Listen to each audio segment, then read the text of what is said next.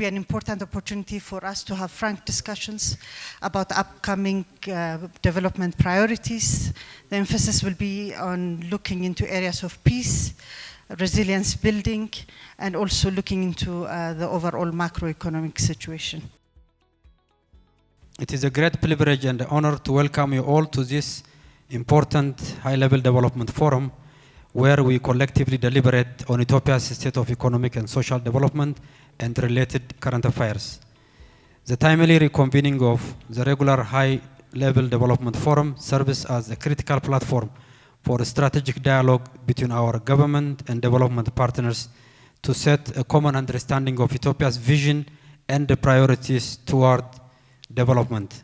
The government of Ethiopia would like to strengthen its global partnership in a new spirit and renewed engagement. For that, I will highlight 3 areas and principles to guide our engagement ahead. First, we need to sustain and deepen our partnerships in growth and reform agenda for macroeconomic and structural transformation.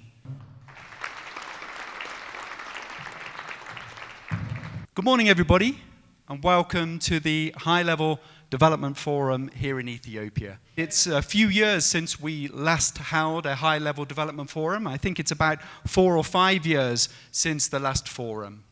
And I was reflecting this morning as I was coming in on what a journey we've been through together during these last 5 years. It's a journey that's seen tremendous progress for many millions in this country. But it's a journey that's also seen tremendous challenges, as the minister was reflecting on. Ethiopia has experienced a whole range of compounding external and internal shocks. I'm really looking forward to a rich and critical set of discussions today. We have a tight agenda in front of us, so I won't take much time. We'll have discussion around 3 panels, which I'm sure everybody looks very much forward to. And the panels will be on building and consolidating peace, building and strengthening resilience, and addressing macroeconomic challenges. So without further ado, and in the spirit of saving the time, I would like to introduce the first panel, with your permission. And we will actually start with the team number 2, building and strengthening resilience. This presentation is organized in 6 rather brief sections. First, I will speak on the background and context of Ethiopian economy vis-a-vis the building and strengthening resilience. And then I will pass to discussing the shifts and the paradigm, the new paradigm in policy in disaster management and resilience building. Now I'm going to invite my European Union colleague Stefan Lok to act as a discussant to the Minister's comments. Thank you. Ethiopia in the 21st century, that's landing in Bole on a brand new airplane. That's the view from the CBE tower now across the city of Addis Ababa. But Ethiopia in the 21st century, unfortunately, can also be barren landscapes without water, water getting scarce, people going hungry, unable to keep their traditional livelihoods and to care for themselves. The scars of conflicts, past and present. Some of these challenges can hopefully be resolved as such, to overcome conflict, to build peace, and we'll talk about that today. This is in your hands. Resilience building needs to be an integral part of future economic strategies. Second, resilience building is about optimizing resource allocations. Third, resilience building goes beyond borders.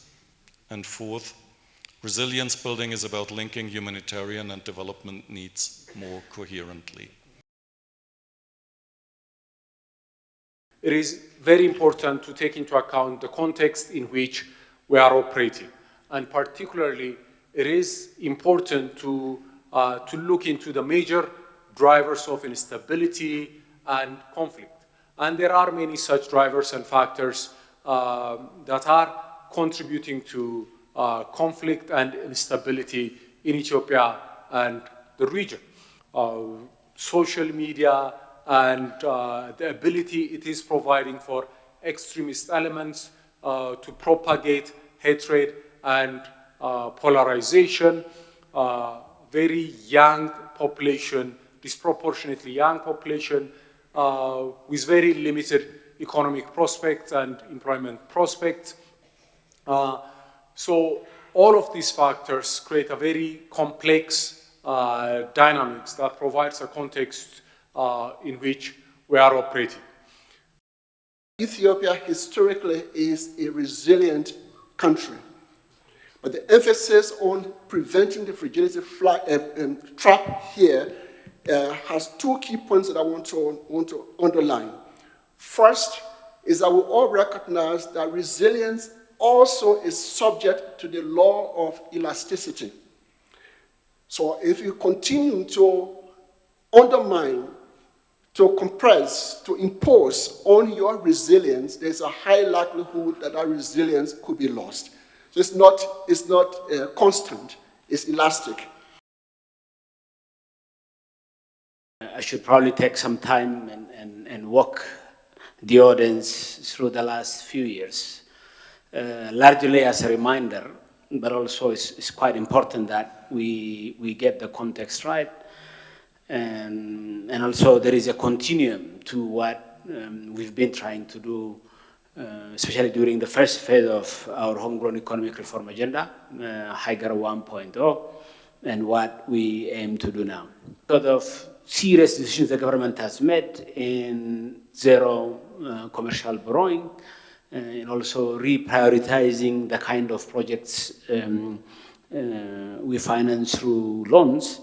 We managed to significantly reduce the debt burden in the economy, but because of external pressure, debt sustainability issues still linger on, and that we need to address. I'll come to it. There is no surprise since 2018 the government has embarked on a historic transformation of Ethiopia's economy away from state domination and towards a private sector leadership. But the transformation has faced too many challenges. A pandemic, 5 years of drought, historic locust infestation, and conflict, both major and lower level across Ethiopia. Fair, or it will be unfair to pass final judgment on whether this transformation has succeeded or not, when Ethiopia's economy has yet had a fair chance. It would be unfair. But we also acknowledge that Ethiopia's economy is hurting. The public sector is hurting. And as a result, people are hurting. We need to change this.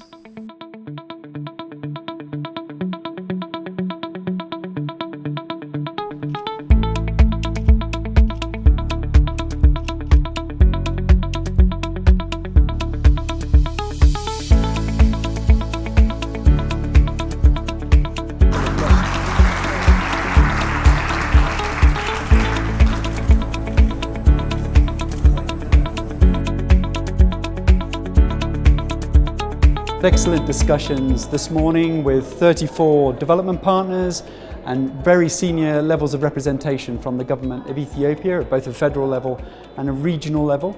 We've heard bold, ambitious plans from the government, and my expectation is that we're going to be working really closely between the government and its development partners to implement those plans. The role which we expect from the stakeholders is very clear. At the time of the global turbulence, at the time when the resources are scarce, we have to find the ways of spending the money we have in a more effective way. We have to find the way of bringing more resources to the country, and we have to partner more effectively to deliver to the expectation of the Ethiopian people, which is an expectation of prosperity, economic growth and development.